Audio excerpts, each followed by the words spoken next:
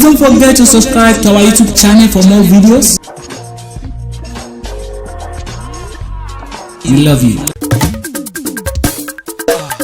Olúwa nífẹ̀ẹ́ mi ọmọ Balógun.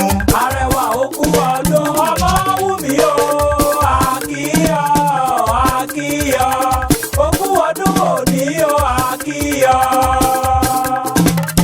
Olúwa nífẹ̀ẹ́ mi ọmọ Wùmí o.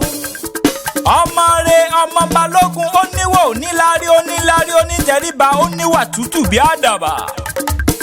Abojú mímọ́ lololo bí ègbin abẹ́yín funfun bí ẹ̀fun. Arẹwà ọmọ ó mọ́délẹ̀ bí òyìnbó pòtòkì. Onílárí onítẹríba. Ọba kókó ńlẹ̀ bàbá tó bí ọlọ́mọ ńlẹ̀ o ọmọ Olúkòdú ọmọ ọba rúfẹ̀. Ọmọ ìró ògbádé olú ọmọ mẹ́yìn àfọ̀ntọ̀rẹ̀ ọmọ kójú àfà. Ọmọ olúgbàjòjì mọ́wọ́ àjòjì tó bá wọ́ gbòòrò yóò dẹ́nu ẹbọra. Ó sọdún èyí o wá sẹ̀mí ìsìn wá sọ̀pọ̀lọpọ̀ ọdún nú ayé. Àwọ̀ títò tó bá mú wálé ayé ni tòtó mú padà lọ sọ́run. Ọmọ aráyé ò ní tẹ̀kọ́ sàlà rẹ̀ máa wo lẹ̀ máa rọra ọmọ ire. Okú ọdún òní o àṣeyí ṣàmọ́dún àṣàmọ́dún sẹ̀mí gbogbo ọdún pẹ́ lọ́wọ́ Olúwa ọba.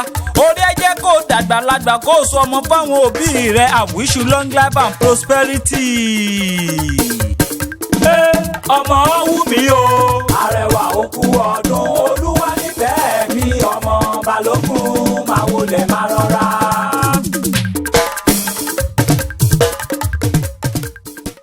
Thank you for watching our video and follow us on Instagram, Twitter and Facebook at Apata Ewi. Please don't forget to subscribe to our YouTube channel for more videos.